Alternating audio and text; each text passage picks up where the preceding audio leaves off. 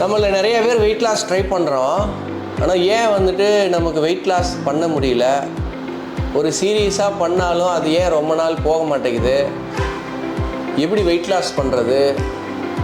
எப்படி வந்துட்டு என்னுடைய டயட்டு நான் டிசைன் பண்ணணும்? என்ன ஃபிட்னஸ் ரொட்டீன் வைக்கணும்? இதை பற்றி நம்ம இந்த வீடியோவில் பார்க்கலாம். சரியா? ஸோ ஃபஸ்ட்டு நம்ம என்ன தெரிஞ்சுக்கணும் அப்படின்னா, வெயிட் மேனேஜ் பண்ணுறது. வெயிட் மேனேஜ்னால் ஒன்றும் இல்லை, அண்டர் வெயிட்டில் இருக்கேன், ஒல்லியாக இருக்கேன், அதை வந்து கெயின் பண்ணி ஐடியல் வெயிட்டு பேராமீட்டரில் நான் வந்துட்டு மெயின்டைன் பண்ணணும். எக்ஸஸ் வெயிட்டில் இருக்கேன், அதை கீழே கொண்டு வந்து வெயிட்டை லாஸ் பண்ணி ஐடியல் வெயிட்டில் நான் மெயின்டைன் பண்ணணும். எக்ஸாக்டாக இதுக்கு என்ன பண்ணணும் அப்படின்னா, நம்மள நிறைய பேருக்கு தெரியாத உண்மை என்ன அப்படின்னா, நியூட்ரிஷனும் டயட்டும் தான் 80%. ஸோ 75ங்கிறது 3/4, அதுக்கு மேலே ஒரு 5% சேர்த்து 80% உணவு தான் நீங்கள் சரி பண்ணணும், கலோரியில் தான் நீங்கள் ஒர்க் பண்ணணும். 20% தான் ஃபிட்னஸ். ஆனால் நம்ம என்ன பண்ணுவோம், நம்ம உலகம் எப்படி டிசைன் ஆகிருக்கு, நம்ம பிறந்தது வளர்ந்தது நம்ம கேட்டது எக்ஸ்பீரியன்ஸ் ஆனது எல்லாமே என்ன சொல்லுவாங்கன்னா, வெயிட் லாஸ் பண்ணணுன்னா உடனே வந்து வீட்டுக்காரரு ஒய்ஃபுக்கு சொல்லுவாங்க, அல்லது ஒய்ஃபு வீட்டுக்காரருக்கு சொல்லுவாங்க.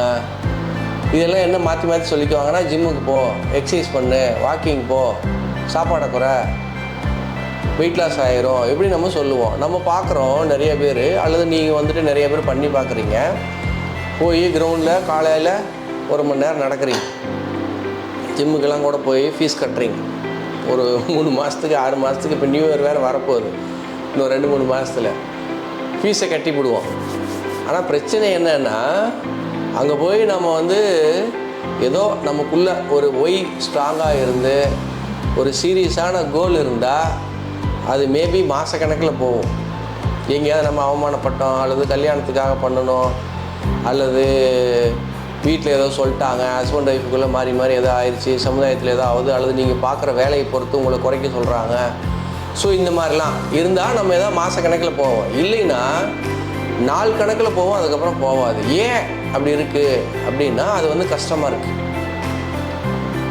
ஃபிட்னஸ் அப்படிங்கிறது நம்ம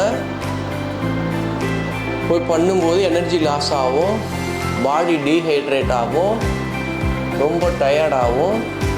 ஸோ மைண்டுக்கு நமக்கு எதெல்லாம் கஷ்டமாக இருக்கோ அதெல்லாம் கிவ் அப் பண்ண சொல்லும் நம்ம மைண்டு. ஸோ அப்போ நம்ம என்ன பண்ணுவோம், கிவ் அப் பண்ணிடுவோம். காசு போனால் போயிட்டு போகுது, ஐயோ அம்மா என்னால் இது முடியல, இந்த மாதிரி.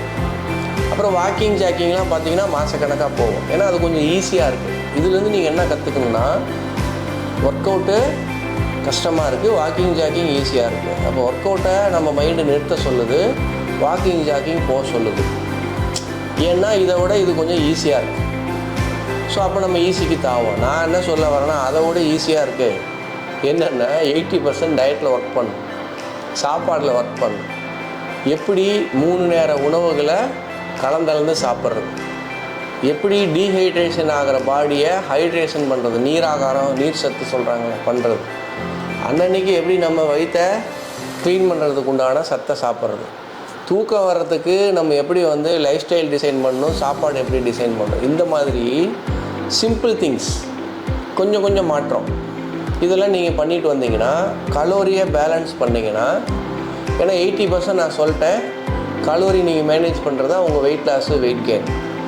8,000 to 9,000 கலோரி நம்ம வந்து பாடியிலேருந்து வெளியே எடுத்தோம்னாக்கா நமக்கு வந்து 1 கிலோ குறையும். 8,000 to 9,000 கலோரி பாடியில் இன்க்ரீஸ் பண்ணோம்னா, நம்ம சாப்பாடில் இன்க்ரீஸ் பண்ணோம்னா 1 கிலோ வந்துட்டு கெயின் ஆகும். இப்போ வந்து டயட்டு, நியூட்ரிஷனு, ஈட்டிங் ஹேபிட்டு இதை பேலன்ஸ் பண்ணுங்கள் நான் சொன்னேன். இதுக்கு எங்ககிட்ட வந்து ஒரு எஜுகேஷன் இருக்குது. ஒரு ஃபிட்னஸ் ரொட்டீன் எப்படி செட் பண்ணுறது. ஃபிட்னஸ் ரொட்டீனுமே என்னென்னா, சிம்பிளாக இருந்தீங்கன்னா லாங் டைம் போகும். இப்போ ஃபார் எக்ஸாம்பிள், நான் இன்னும் ஃபிட்னஸ் ரொட்டீனே செஞ்சதில்லை. ஃபஸ்ட்டு என்ன பண்ணுங்கள், வீட்டிலேருந்து எழுந்திரிச்சு வெளியில் வந்து ஒரு ஜாக்கிங் நடங்க. ஜாக்கிங் வேணாம், வாக்கிங் நடங்க. ஒரு ட்ராக் பேண்ட்டு, ஒரு டிஷர்ட்டு, ஒரு ஷூ வாங்கி போட்டு வீட்லேயே கூட உட்காந்து போனால் தேய்ங்க. ஒரு 2-3 நாளைக்கு அப்படி தான் ஆகும். அப்புறம் வெளியில் வாங்க, வெளியில் வீட்டை சுற்றி கொஞ்சம் நடங்க. அப்புறம் பக்கத்தில் ஏதாவது ஒரு கிரவுண்டை பிடிச்சி ஒரு வாக்கிங் போங்க. அப்புறம் அதில் இன்ட்ரெஸ்ட் இருக்கிற மாதிரியான விஷயங்கள், உதாரணத்துக்கு பேட்மிண்டன் பேட் எடுத்து இப்படி இப்படி அடித்தா நமக்கு ஒரு இன்ட்ரெஸ்ட் வரும், டெய்லி எந்திரிச்சு போவோம். கிரிக்கெட்டுனா எந்திரிச்சு போவோம். இப்போ லேடிஸுக்கு அந்த மாதிரி எது ஸ்போர்ட்ஸ் கேம்ஸ் விருப்பம் இருக்கோ அந்த மாதிரி வச்சுக்கிட்டிங்கன்னா நம்ம கொஞ்சம் பண்ணுவோம். இதெல்லாம் லாங் டைம் போகும். ரொம்ப கஷ்டமாக ஒரு 4 நாளைக்கு அதை எதையும் பிடிச்சி இழுக்கிறது, ஜாக்கிங் பண்ணுறது, உட்காந்து எந்திரிக்கிறேன், சிட்டப் பண்ணுறேன், ஃபிட்னஸ் பண்ணுறேன்னு ரொம்ப போட்டு ஓவராக அடிச்சிங்கன்னா மைண்டு சொல்லிடும் உன்னால் முடியல, வேணாம், விட்டுரு சொல்லும். ஸோ சிம்பிளாகவும் ஈஸியாகவும் இருந்தால் லாங் டைம் போகும். இப்போ காலையிலேருந்து நைட்டுக்குள்ளே எப்படி கலோரியை குறைக்கிறது, எப்படி கலோரினா என்ன? இப்போ பாருங்கள், சயின்ஸ் என்ன சொல்கிறாங்க, தண்ணியை தவிர வாய்க்குள்ளே நீங்கள் எது போட்டிங்கனாலும் கலோரியில் அளக்குறாங்க. தண்ணி லிட்டரில் அளக்குறாங்க, பெட்ரோல் டீசல் ஆயிலெலாம் லிட்டரில் அளக்குறாங்க, அரிசி பருப்பு உப்பு இந்த மாதிரி விஷயங்கள் எல்லாம் கிலோவில் அளக்குறாங்க. அந்த மாதிரி நம்ம வாய்க்குள்ளே போடுற உணவை சயின்ஸில் என்ன சொல்கிறாங்க, கலோரிக் வேல்யூவில் அளக்குறாங்க. இப்போ இவ்வளோன்னு மைசூர் பாக் தின்னா 450 கலோரி, நீங்கள் 2-3 இட்லி தின்னீங்கனாலும் கிட்ட அவ்வளோ தான்.